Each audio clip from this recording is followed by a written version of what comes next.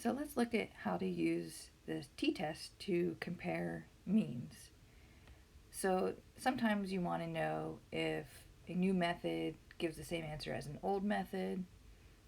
Maybe you came up with a new way of doing an experiment. You want to see if the results work just as well as the older experiment. Or maybe you want to know if two analysts are getting the same value, or just in general, are two data sets the same? So we can use a comparison of means for that. We're going to use students T, and there are 3 different cases of t-tests that we're going to talk about. Case 1 is where we compare a measured result with a known value. So this known value may be something like you have a sample where you know the concentration of something in it, and you want to see if your experiment gives you that result. This could we also have case 2 where we're comparing replicate measurements of the same sample. So maybe you're trying to see if this is one where you're trying to see if the 2 analysts give the same results, for instance, or if 2 different instruments give the same results. And then case 3 is where we compare individual differences using a paired t-test. So let's go through these.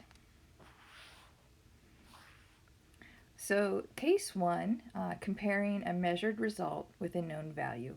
Essentially what this is a confidence interval. So you'll notice the equation where we have the average from a data set plus or minus t times s over square root of n. So x bar is the average. T is students T. And you'd have to know at what confidence level you want to know if it's a true value, if it's a known value. S is the standard deviation, and n is the number of measurements.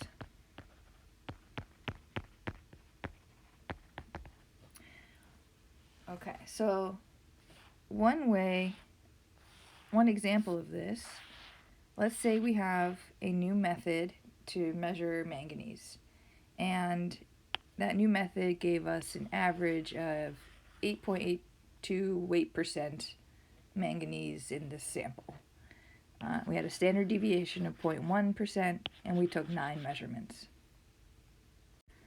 So using our new method, we came up with these results, but we had a standard sample, and you can buy standard samples from like the National Institute of Standards and Technology, and they come with a description of what is contained in those samples. And so we found that our sample contained 8.72% manganese by weight. So we could try to determine if the new method gives the same results at the 95% confidence level. And to do that, we would need to use our equation for confidence interval.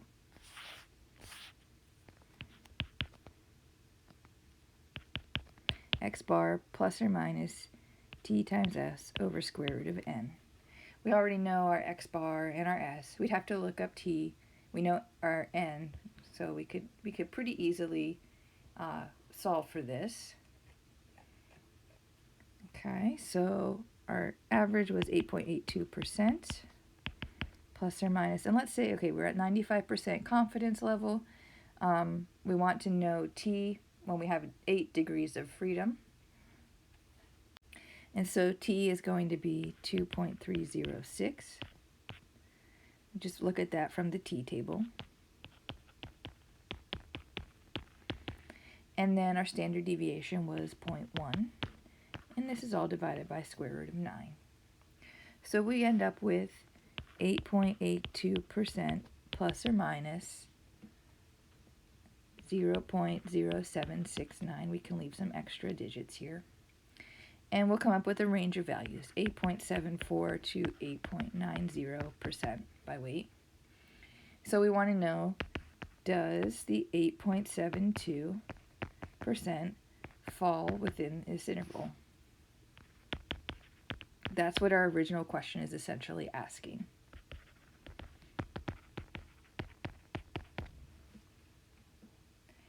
And it doesn't. So this new method does not give the same value at the 95% confidence level. Now, in real life, we would make some more measurements. Okay, let's now look at a case 2 situation where we're comparing replicate measurements of the same sample. To do one of these problems, we first need to compare the precisions with the f-test. So by comparing precisions, that means comparing the standard deviation.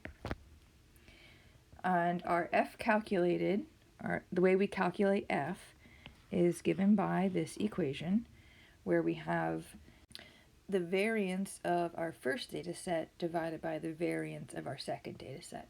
And the variance is simply the standard deviation squared.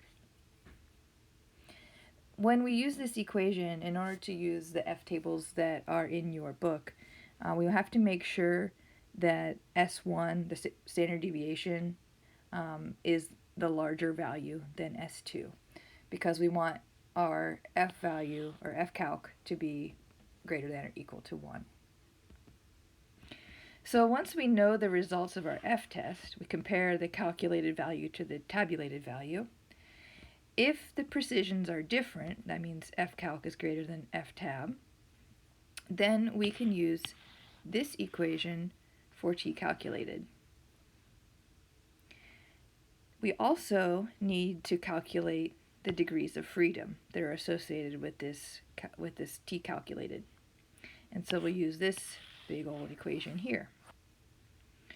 Now, this is one of the reasons why I have you set up Excel spreadsheets, because this is not fun to plug into a calculator.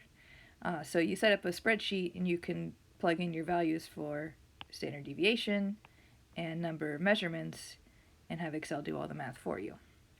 Set it up once, make sure it's correct, and life gets a tiny bit easier. But what happens if our f-calc is less than f-table? That means the precisions are the same, and so we can pool our standard deviations, basically saying that you can pool them because they are the same. So we can calculate a pooled standard deviation using this equation, and then that will be used in t calculated. So this is for the situation when the precisions are the same. Use this t calculated, and then the degrees of freedom, not equal to 2.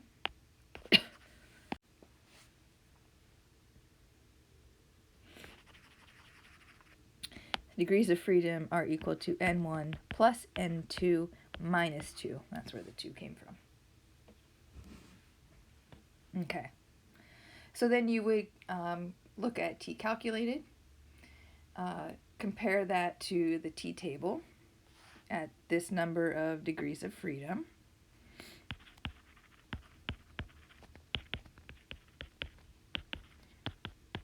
For a given confidence level, and determine if the means are the same or different. So for instance, here are two different data sets, and we want to know if they have the same results. So the first thing we're going to do is an f-test to compare the precisions, because we need to know the results of the f-test in order to decide which t-test to do. All right, so once we do the f-test, we compare f-calc to f-table, and then that can help us decide which t-test to use, or which version of the case 2 t-test to use.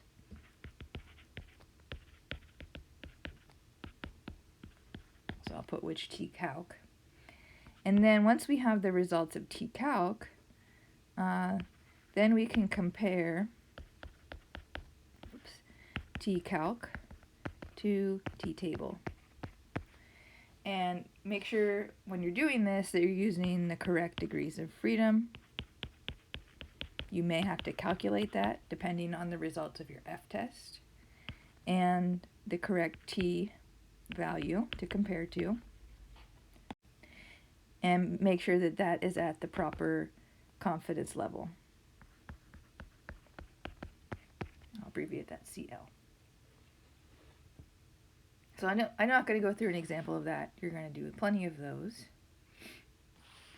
So our third case is when we have individual differences. And I think this one initially is a little bit hard to see, but once you see a table set up, it should become pretty obvious. So the T-calc is fairly straightforward,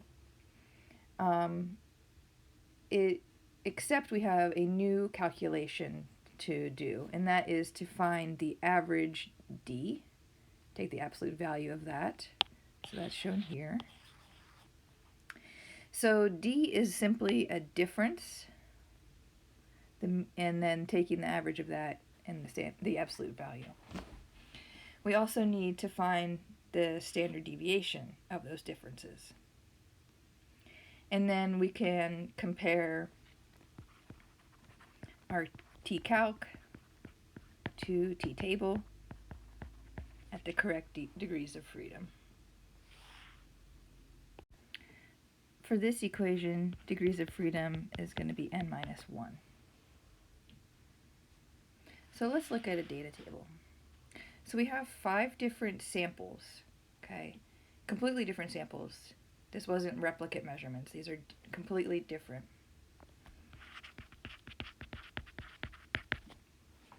Maybe you're looking at determining the concentration of caffeine, and you're going to do a measurement in tea, a measurement in coffee, a measurement in energy drink. So you're not expecting those to give the same results, and they're known different samples. Okay. And you use 2 different methods. So there's not a single place in here where the data are replicated. 5 different samples, 2 different methods. Maybe this is using one instrument and this is using a second instrument, and you're comparing those. So again, the main idea here with a paired t-test is there's no replicates. So what you have to do then is find the difference for each method and each sample. So for instance, I'm going to find the difference for sample 1 by looking at the results from method 2 minus method 1. So the difference between these 2 values. And you could do method 1 minus method 2, but I just happen to do it the other way. So as long as you're consistent down the column, and you are going to keep the sign. So 14.2 minus 17.2 is minus 3.0. And then for our next row of data, 27.9 minus 23.1, we'll end up with 4.8. And again, that's a positive value, so I'm leaving that there. Next row, minus 7.3, and then 0.6, and then 9.0. So then we'll find the average for these values, and the average is going to be the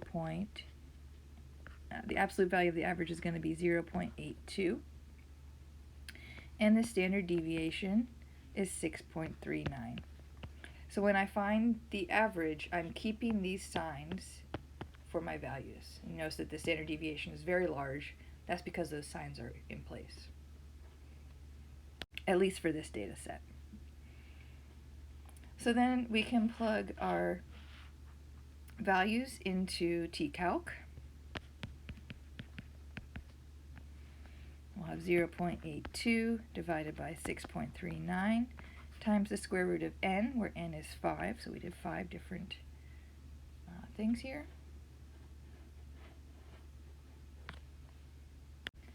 So this n is coming from the number of different samples. Okay, And when we calculate this, we'll end up with 0.287. That's our t-calc, and then we can compare to t-table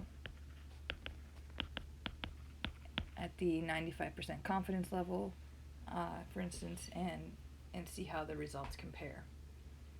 If t-calc, which in this case it is, t-calc is less than t-table, then the two results are the same at the 95% confidence level.